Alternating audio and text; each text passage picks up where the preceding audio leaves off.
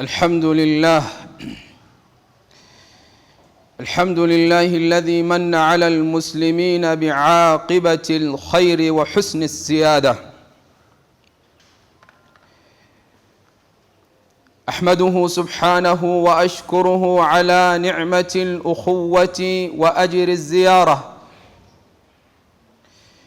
وأشهد أن لا إله إلا الله وحده لا شريك له في شرعه طريق النجاة وخير تجارة، وأشهد أن سيدنا ونبينا محمدًا عبده ورسوله، من اتبع هداه نجا وفاز، ومن تنكب الطريق فالمآل الخسارة. صلى الله عليه وعلى آله وصحبه وسلم تسليما كثيرا. أما بعد، فأوصيكم ونفسي بتقوى الله. قال الله تعالى: يا أيها الذين آمنوا اتقوا الله حق تقاته ولا تموتن إلا وأنتم مسلمون. أيها المسلمون، تتقلب الحياة بين ربح وخسارة، ويسعى الإنسان إلى أن ينأى بنفسه عن الخسارة ويحقق فوزا في شؤون حياته. يفرح الإنسان للربح ويزهو، ويحزن للخسارة. ذلك أن الخسارة مر مذاقها، أليم مآلها، وبعض الناس إذا لحقت بهم خسارة دنيوية شقوا الجيوب ولطموا الخدود ودعوا بدعوى الجاهلية. لكن الخسارة الحقيقية ليست خسارة الدنيا، وليست خسارة المال والمنصب أو الوظيفة أو التجارة. الخسارة الحقيقية هي خسارة الباقية الآجلة. خسارة الباقية الآجلة. ومتاع الدنيا ليس مقياسا للربح والخسارة، فكم من رابح في الدنيا وهو خاسر يوم القيامة. قال الله تعالى: قل إن الخاسرين الذين خسروا أنفسهم وأهليهم يوم القيامة ألا ذلك هو الخسران المبين. الربح والخسارة في ميزان العقلاء ربح الإيمان والفوز بالآخرة، والإنسان خاسر أبدا خسارة عمره وماله مهما جمع وحوى وحاز واستولى. قال تعالى: والعصر إن الإنسان لفي خسر. ثم استثنى الله سبحانه وتعالى: إلا الذين آمنوا وعملوا الصالحات وتواصوا بالحق وتواصوا بالصبر. الذين آمنوا وحققوا إيمانهم بعمل الصالحات وتجملوا بالصبر والتزموا طريق الحق هم الفائزون. وأعظم الخسارة خسارة الدين. كل خسارة في هذه الدنيا تهون إلا خسارة الدين، لأن المصيبة في الدين توجب لصاحبها الهلاك. خسارة الدين بانحراف شبهة أو شهوة أو بتضييع أركانه وتمييع أحكامه أو يسخره لخدمة دنياه وبلوغ مصالحه. ولهذا كان دعاء النبي صلى الله عليه وسلم: اللهم يا مقلب القلوب ثبت قلبي على دينك. وكان يقول أيضا: ولا تجعل مصيبتنا في ديننا. ومن ضيع العمل وأهمل في تصحيح ومن ضيع العمل وأهمل في تحصيله خف يوم العرض ميزانه ونقصت أعماله، فتترجح كفة السيئات وتطيش كفة الحسنات ويغدو من الخاسرين. قال الله تعالى: فمن ثقلت موازينه فأولئك هم المفلحون، ومن خفت موازينه فأولئك الذين خسروا أنفسهم بما كانوا بآياتنا يظلمون. ولما أهبط آدم وحواء قالا ربنا ظلمنا أنفسنا وإن لم تغفر لنا وترحمنا لنكونن من الخاسرين. فمن فقد مغفرة الله وعفوه ورحمته وقربه فهو من الخاسرين. ومن سمات الخاسرين خلف العهد، خلف الوعد، ونقض العهد، وإبطال الميثاق، والإفساد في الأرض ببث الشبهات وإثارة الشهوات ورعايتها.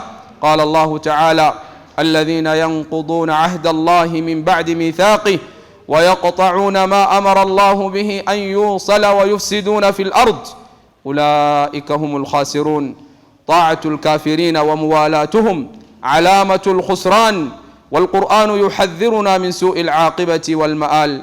قال الله تعالى: يا أيها الذين آمنوا إن تطيعوا الذين كفروا يردوكم على أعقابكم فتنقلبوا خاسرين. ومن سمات الخاسرين أن عبادتهم تدور مع المصلحة الدنيوية. ومن الناس من يعبد الله على حرف، فإن أصابه خير اطمأن به، وإن أصابته فتنة انقلب على وجهه، خسر الدنيا والآخرة، ذلك هو الخسران المبين. من الناس من لا يعبد الله ولا يحمده إلا في حال الرخاء، إذا حلت الدنيا بداره عبد ربه وأطاعه، وإذا رحلت الدنيا عن حياته انقلب على وجهه، يتمسك بالعبادة حال النعمة ويصد عنها حال الضراء، خسر الدنيا والآخرة. قال ابن عباس رضي الله عنهما: كان الرجل يقدم المدينة فإن ولدت امرأته غلاما ونتجت خيله قال هذا دين صالح، فإن لم تلد امرأته ولم تنتج خيله قال هذا دين سوء. رواه البخاري. ومن الخسران ما ذكره القرآن في محكم التنزيل: يا أيها الذين آمنوا لا تلهكم أموالكم ولا أولادكم عن ذكر الله ومن يفعل ذلك فأولئك هم الخاسرون. فمن ألهته أمواله وشغله أولاده وضيع بسبب ذلك العبادة والطاعة ظنا منه أن ذلك سبيل الربح فهو واهم مغرور، يخيل إليه أن هذا سبيل المتاع والأمن والنعمة، وما علم المسكين أنه لطريق الخسارة سالك. ومن قتل أخاه ظلما وعدوانا فهو خاسر، وإن عاش منعما مستمتعا بنعم الدنيا. قال الله تعالى: فطوعت له نفسه قتل أخيه فقتله فأصبح من الخاسرين. ومن اتخذ الشيطان وليا يحكمه في ليله ونهاره وقوله وفعله وماله ومآله فهو خاسر. قال الله تعالى: ومن يتخذ الشيطان وليا من دون الله فقد خسر خسرانا مبينا. والأنبياء المصلحون يبصرون مواطن الخسارة ويحذرون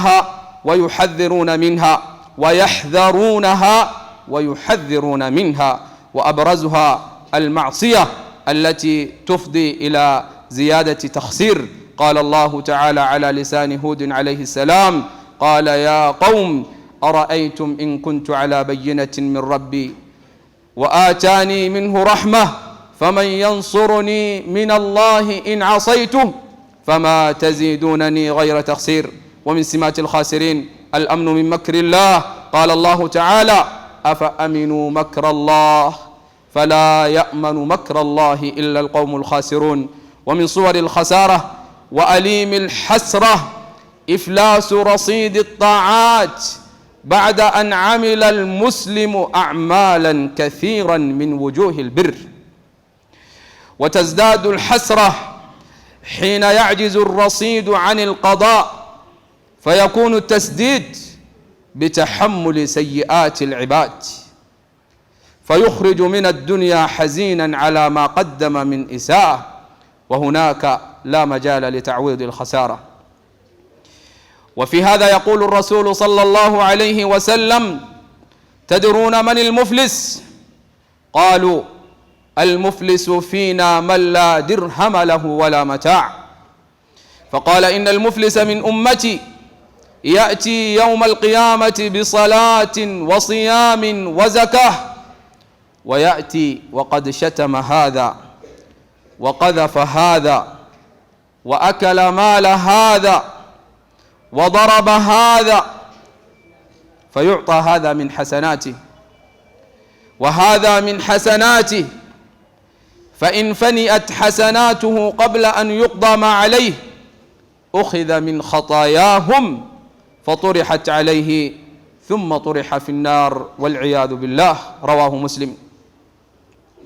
ومن كذب بلقاء الله ولم يعمل له وقصر أمله في الحياة الدنيا وخدع نفسه فهو خاسر. قال الله تعالى: قد خسر الذين كذبوا بلقاء الله. والخسارة التي تبكي العيون وتحزن النفوس موت القلب وقسوته، فلا يتأثر بالقرآن ولا يخشع لآياته ولا يستجيب للمواعظ، لهم قلوب لا يفقهون بها. من الخسارة عباد الله هجر القرآن وهجر تلاوته.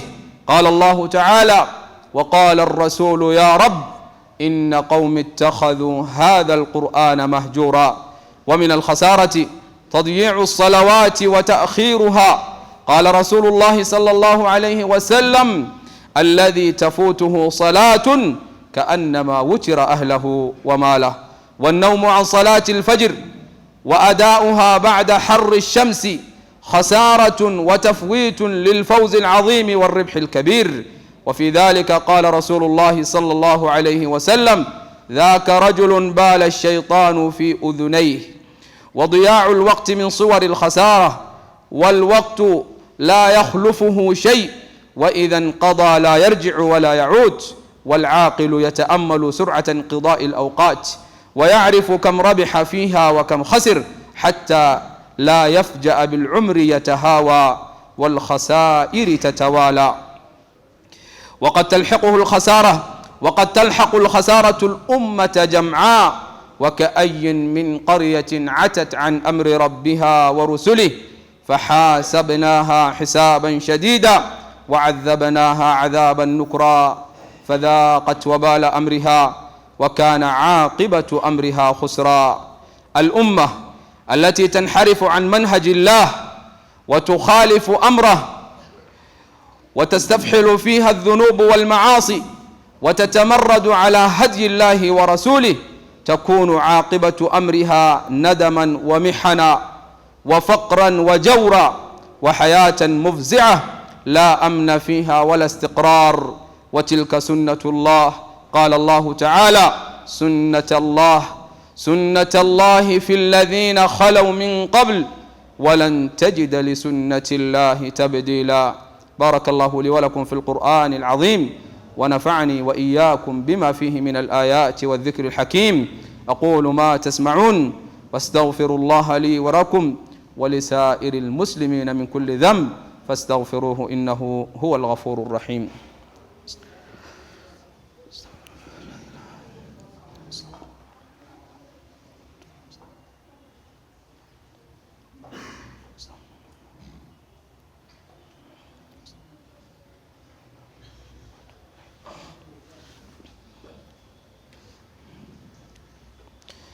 الحمد لله على إحسانه، والشكر له على توفيقه وامتنانه، وأشهد أن لا إله إلا الله وحده لا شريك له تعظيما لشأنه، وأشهد أن سيدنا ونبينا محمدا عبده ورسوله صلى الله عليه وعلى آله وصحبه وسلم تسليما كثيرا. أما بعد، فأوصيكم ونفسي بتقوى الله. قال الله تعالى: يا أيها الذين آمنوا اتقوا الله وقولوا قولا سديدا يصلح لكم أعمالكم ويغفر لكم ذنوبكم ومن يطع الله ورسوله فقد فاز فوزا عظيما. وهنا يتساءل العاقل: كيف أحمي ونفسي من الخسارة؟ وأين هي التجارة الرابحة؟ يبين القرآن الكريم معالم التجارة الرابحة المثمرة التي لا يلحقها حسرة ولا ندامة. تجارة مأمونة الخسائر، إنها التجارة مع الله تبارك وتعالى. قال سبحانه: يا أيها الذين آمنوا هل أدلكم على تجارة تنجيكم من عذاب أليم تؤمنون بالله ورسوله وتجاهدون في سبيل الله بأموالكم وأنفسكم ذلكم خير لكم إن كنتم تعلمون. وقال سبحانه: إن الذين يتلون كتاب الله وأقاموا الصلاة وأنفقوا مما رزقناهم سرا وعلانية يرجون تجارة لن تبور. والذين يفرطون في هذه التجارة فسوف تتقطع قلوبهم حسرات وتذوب أفئدتهم ندما على ضياع الفرصة التي لا تعود. قال الله تعالى: حتى إذا جاءتهم الساعة بغتة قالوا يا حسرتنا على ما فرطنا فيها وهم يحملون أوزارهم على ظهورهم ألا ساء ما يزرون. اللهم صل على محمد وأزواجه وذرياته كما صليت على إبراهيم وعلى آل إبراهيم إنك حميد مجيد. اللهم أعز الإسلام والمسلمين، اللهم أعز الإسلام والمسلمين، اللهم أعز الإسلام والمسلمين وأذل الكفر والكافرين، ودمر اللهم أعداءك أعداء الدين، واجعل اللهم هذا البلد آمنا مطمئنا وسائر بلاد المسلمين يا حي يا قيوم. اللهم منزل الكتاب مجري السحاب هازم الأحزاب، اللهم اهزم عدوك وعدو المسلمين يا رب العالمين. اللهم إنا نسألك الجنة وما قرب إليها من قول أو عمل، ونعوذ بك من النار وما قرب إليها من قول أو عمل.